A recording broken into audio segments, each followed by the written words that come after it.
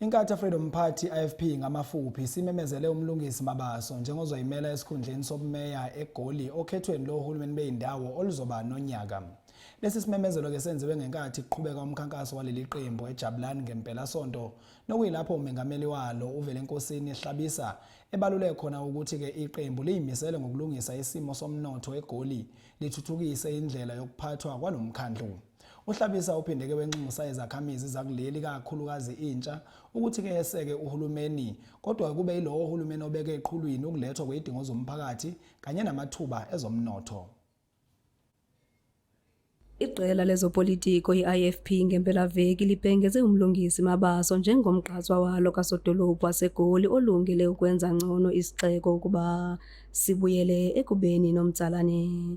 Esisibhengezo sizana njengoko eliqela liqinisa iphulo lalo lokukhankasela unyulo oluzayo lomasipala. We have heard the call of the people of this city of gold that has lost its shine.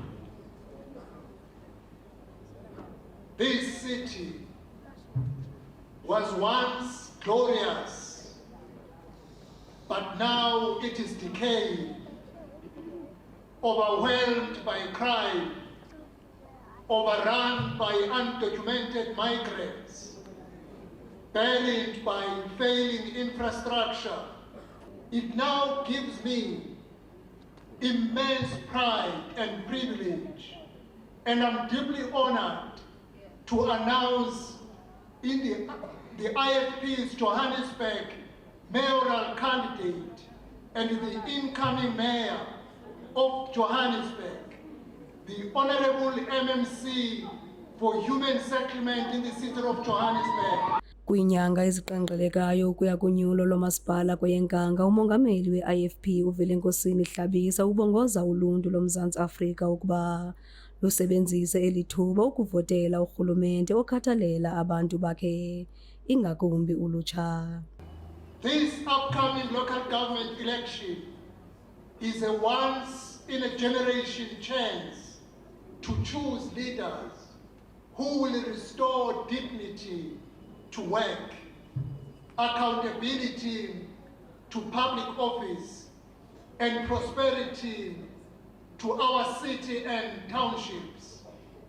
Do not sit this one out.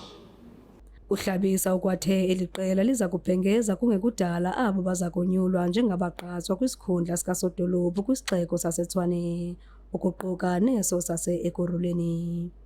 Kwiindaba zeSoweto TV ndinguNomzabalazo Mduka eJabulani.